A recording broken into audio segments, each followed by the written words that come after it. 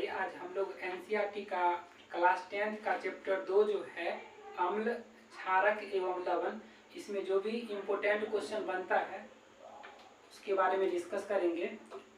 तो बताइएगा। तो पहला क्वेश्चन ये है कि जो अम्ल जो है ये नीले लिटमस पत्र को किस रंग में बदल देता है? लाल में बदल देता है। ठीक है, अम्ल जो है आपको नीले लिटमस पत्र को लाल रंग में बदल देता है। अगला क्वेश्चन है कि क्षार जो है लाल लिटमस पत्र को किस रंग में बदल देता है? क्षार लाल को नीला में बदल देता है। क्षार नीला में बदल देता है। ठीक है, अम्ल नीले को लाल में और क्षार जो है आपको लाल को नीले में बदल देता है। बताइएगा। तो अम्ल स्वाद में कैसा होता है? अम्ल स्वाद में खट्टा होता है। ठीक है, और क्षार का स्वाद कैसा होता है? कड़वा होता है। कड़वा होता है, सही है। बताया था लिटमस विलयन जब न तो अम्लीय होता है और न ही क्षारीय होता है तब यह किस रंग का होता है? बैंगनी रंग का होता है। सही है, लिटमस विलयन जब न तो अम्लीय होता है न ही क्षारीय होता है तब वह बैंगनी रंग का होता है। अर्थात हम कह सकते हैं कि लिटमस विलयन जो है ना बैंगनी रंग का रंजक होता है। बताया था लिटमस जो है ये मतलब किससे प्राप्त किया जाता है? लाइकेन से प्राप्त। लाइकेन से प्राप्त किया जाता है। लिटमस आपको लाइकेन से प्राप्त किया जाता है। और लाइकेन जो है किस समूह का पौधा होता है? थैलोफाइटा समूह का। ठीक है, थैलोफाइटा समूह का पौधा हो गया आपका लाइकेन हो गया। बताया था अम्ल एवं क्षारक की जांच के लिए उपयुक्त कुछ प्राकृतिक सूचक है, उसमें एक है आपको लाइकेन। और एनसीईआरटी में को इसके अलावा 5 का चर्चा किया गया। नाम बताइए कौन कौन सा है? ये वो हो जाएगा लाल पत्ता गोभी। लाल पत्ता गोभी। दूसरा हल्दी हो गया। तीसरा हो जाएगा पेटूनिया हो जाएगा। उसके बाद हाइड्रेंजिया हो जाएगा और लास्ट हो जाएगा जेरानियम। एक बार सुन लीजिएगा। जैसे एक तो हो गया लाइकेन, उसके बाद हो जाएगा लाइकेन के अलावा हल्दी, लाल पत्ता गोभी, हाइड्रेंजिया, पेटूनिया और जेरानियम हो जाएगा। और इसके अलावे इस चैप्टर में 2 मतलब संश्लेषित या सिंथेटिक का ये सूचक का नाम दिया गया। बताइए किसका चर्चा किया? मिथाइल ऑरेंज और फिनोफ्थलीन। ठीक है, मेथिल ऑरेंज या मिथाइल ऑरेंज कहिए और दूसरा हो जाएगा फिनोफ्थलीन हो जाएगा। बताएगा। तो एसिटिक अम्ल का सूत्र बताइएगा, रासायनिक सूत्र। जी, एसिटिक एसिड का सूत्र होता है CH3COOH। ठीक है, पोटेशियम हाइड्रोक्साइड का KOH हो जाएगा। बताएगा। तो अमोनियम हाइड्रोक्साइड का सूत्र बताइएगा। NH4OH। ठीक है, अमोनियम हाइड्रोक्साइड का सूत्र आपको NH4OH हो जाएगा। बताएगा। तो कुछ ऐसे पदार्थ होते हैं जिनकी गंध जो है ना अम्लीय या क्षारकीय माध्यम में भिन्न भिन्न हो जाती है। इन्हें हम गंधीय सूचक अर्थात ऑल्फैक्टरी कहते हैं। ठीक है, इसका कुछ उदाहरण बताइएगा। प्याज, लौंग, वेनिला। ठीक है, लौंग, प्याज और वेनिला इसका उदाहरण हो जाएगा गंधीय सूचक का। बताइएगा। तो अम्ल जब धातु से अभिक्रिया करता है तो बताइएगा क्या क्या बनाता है? अम्ल जब धातु से लवण और हाइड्रोजन गैस बनाता है। अम्ल जब आपको धातु से अभिक्रिया करता है तो लवण और हाइड्रोजन गैस बनाता है। बताइएगा। तो अम्ल जब धातु के ऑक्साइड से अभिक्रिया करता है तो क्या बनाता है? लवण और जल। ठीक है, अम्ल जब धातु के ऑक्साइड से अभिक्रिया करता है तो लवण और जल बनाता है। बताइएगा। तो अम्ल जब क्षारक से अभिक्रिया करता है तो क्या बनाता है? मतलब क्षारक से अभिक्रिया तो लवण और जल बनाता है। सही है, अम्ल जब क्षारक से अभिक्रिया करता है तो लवण और जल बनाता है और इस अभिक्रिया को उदासीनीकरण अभिक्रिया भी कहते हैं। बताइएगा। तो अम्ल जब धातु के कार्बोनेट या धातु के हाइड्रोजन कार्बोनेट से अभिक्रिया करता है तो क्या बनाता है? ठीक है, लवण जल एक चीज और बनाता है, कार्बन डाइऑक्साइड बनाता है। लवण बनाता है, जल बनाता है और कार्बन डाइऑक्साइड बनाता है जब धातु के कार्बोनेट या धातु के हाइड्रोजन कार्बोनेट से अभिक्रिया करता है तो। और धातु ऑक्साइड या क्षारक से अभिक्रिया करता है तो केवल लवण और जल बनाता है। और सिर्फ धातु से करेगा तो लवण और हाइड्रोजन गैस बनाता है। बताइए। तो सोडियम जिंकेट का सूत्र बताइएगा। सोडियम जिंकेट का सूत्र हो जाएगा Na2। सही है, Na2ZnO2 हो जाएगा।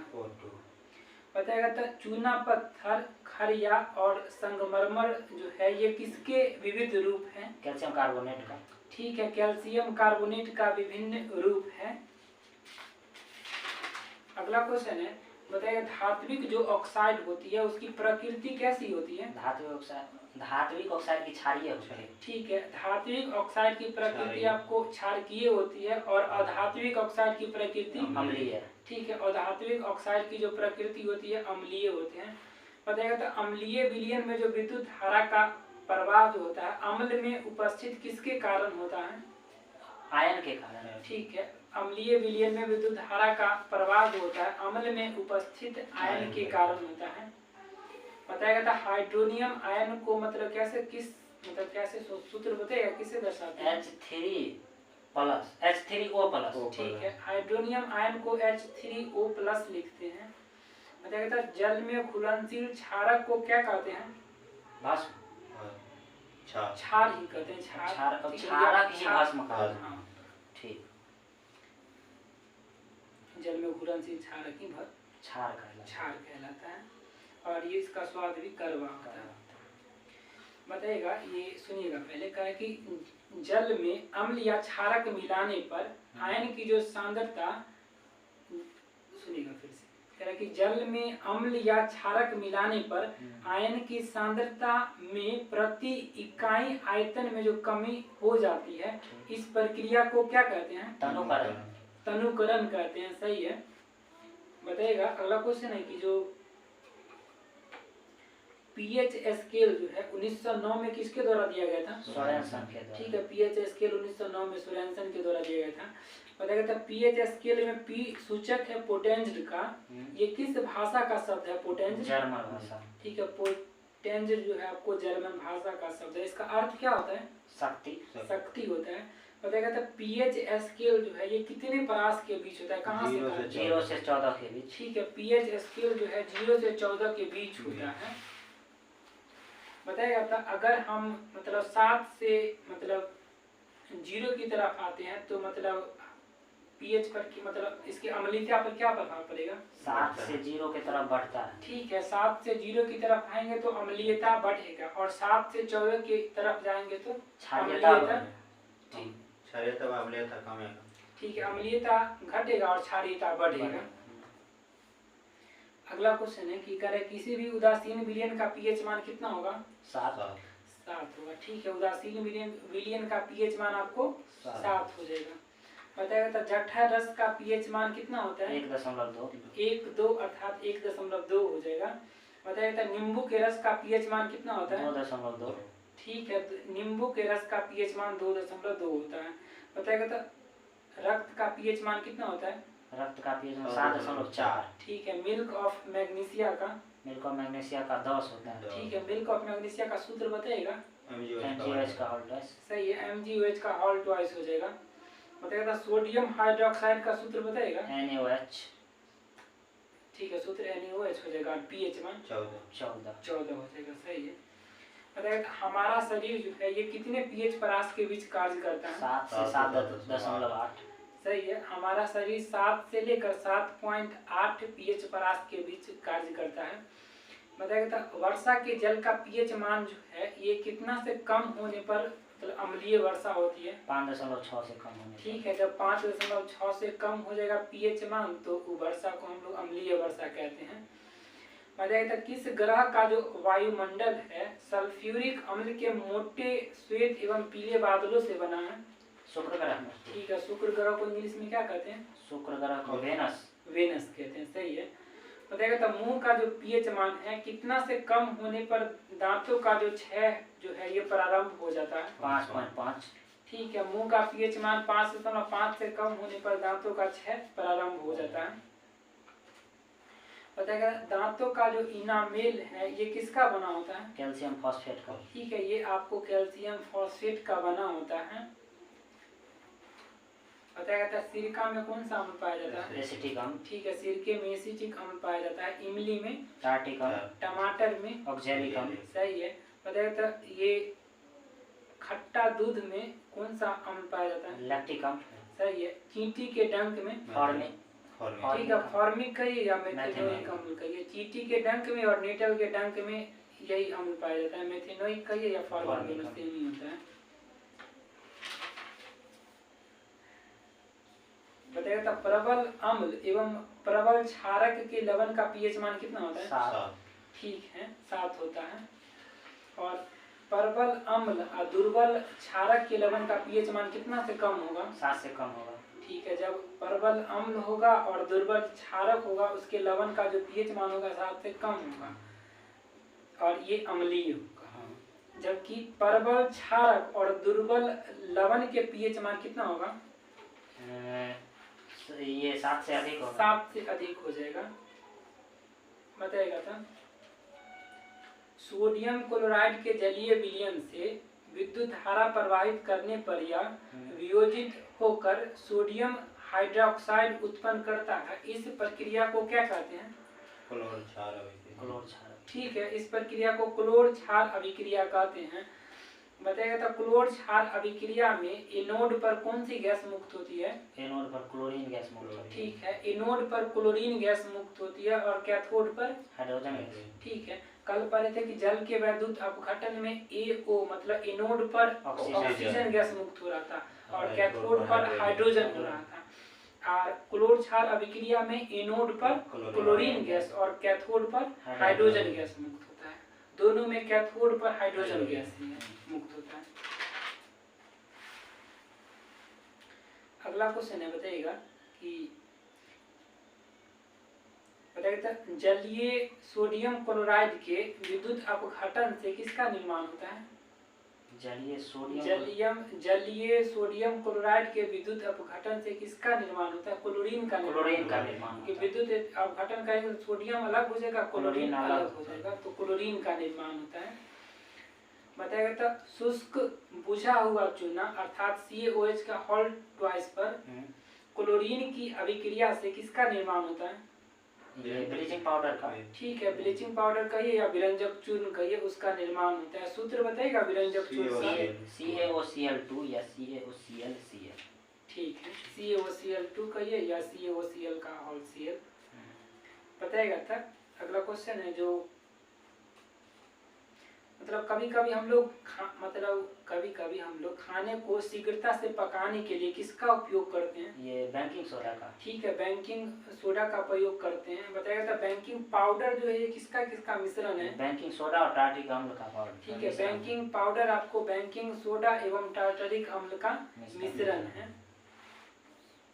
अगला क्वेश्चन है, बताएगा था ये बेकिंग सोडा का रासायनिक नाम बताएगा? Sodium hydrogen carbonate. ठीक है, बेकिंग सोडा का आपको रासायनिक नाम हो जाएगा सोडियम हाइड्रोजन कार्बोनेट हो जाएगा और सूत्र NaHCO3 हो जाएगा इसका। अगला क्वेश्चन है कि जो है कि बेकिंग सोडा को गर्म करके मतलब क्या प्राप्त किया जाता है? बेकिंग सोडा को गर्म करके, बेकिंग सोडा को तो गर्म करने धोवन सोडा नहीं, पहले बेकिंग सोडा को गर्म करेगा तो सोडियम कार्बोनेट प्राप्त होता है। हाँ, सोडियम कार्बोनेट, फिर उसका क्रिस्टलाइजेशन करेंगे तब धोवन सोडा, धोने का सोडा प्राप्त। एक बार सुन लीजिएगा, कहे कि बेकिंग सोडा को गर्म करने पर सोडियम कार्बोनेट प्राप्त होता है उससे और फिर सोडियम कार्बोनेट के पुनः क्रिस्टलीकरण से धोने का सोडा प्राप्त होता है। धोने के सोडा में बताइए क्रिस्टल का जल कितना होता है? 10। ठीक है, धोने के सोडा में 10 आपको क्रिस्टल का जल होता है। बताइए जल की अस्थायी कठोरता को मतलब हटाने के लिए किसका उपयोग किया जाता है? धोवन सोडा। ठीक है, धोने के सोडा का प्रयोग किया जाता है। बताएगा तो सोडियम कार्बोनेट का, ठीक है, सोडियम कार्बोनेट का उपयोग कांच, साबुन और कागज उद्योग में होता है। अगला क्वेश्चन है कि जो लवण के एक सूत्र इकाई में जल के निश्चित अणुओं की संख्या को क्या कहते हैं? लवण के एक सूत्र के अंदर के निश्चित अणुओं की संख्या, ये क्रिस्टल का जल। बताएगा तो ये जिप्सम में क्रिस्टल का जल कितना होता है? 2 होता है। CaSO4.2H2 होता है अर्थात 2 होता है। अगला क्वेश्चन है कि जो बताएगा तो जिप्सम को 373 केल्विन पर गर्म करके यह जल के अणुओं का त्याग करके क्या बनाता है? ये प्लास्टर ऑफ पेरिस। ठीक है, प्लास्टर ऑफ पेरिस बताते हैं। इसका रासायनिक नाम बताइएगा प्लास्टर ऑफ पेरिस का? हाँ, ये हो जाएगा आपको कैल्शियम सल्फेट अर्ध हाइड्रेट कहिए या हेमी हाइड्रेट कहिएगा, सूत्र बता दीजिएगा। CaSO4 * H2O हाफ H2 हो जाएगा, सही है। अगला क्वेश्चन बताया गया था खिलौना बनाने में, सजावट का सामान बनाने में एवं सतह को चिकना करने में किसका प्रयोग किया जाता है? Plaster of Paris. सही है, प्लास्टर ऑफ पेरिस का प्रयोग किया जाता है। अगला क्वेश्चन है कि ये अभ्यास का प्रश्न है। इस तरह जो भी मतलब इम्पोर्टेंट क्वेश्चन बनता है ना, मतलब चैप्टर 2 से ये सारा पूछ लिए हैं। अभ्यास में एक क्वेश्चन है, बताइएगा कह रहे कि जो कोई विलयन जो है ये लाल लिटमस को नीला कर देता है, इसका पीएच मान कितना होगा? 7 से अधिक होगा। ठीक है, 7 से अधिक होगा। ऑप्शनल था, ऑप्शन में 10 दिया था, वही इसका आंसर है। अभ्यास का एक क्वेश्चन है, बताइएगा कि अपच के उपचार करने के लिए निम्नलिखित में से किस औषधि का प्रयोग किया जाता है? ठीक है, एंटासिड हो जाएगा। अपच के उपचार करने के लिए मतलब किस औषधि का प्रयोग किया जाता है? तो एंटासिड हो जाएगा। इस तरह चैप्टर 2 खत्म हो जाता है। फिर हम लोग कल चैप्टर 3 पढ़ेंगे, धातु एवं अधातु के बारे में। आज इतना ही रहने देते हैं।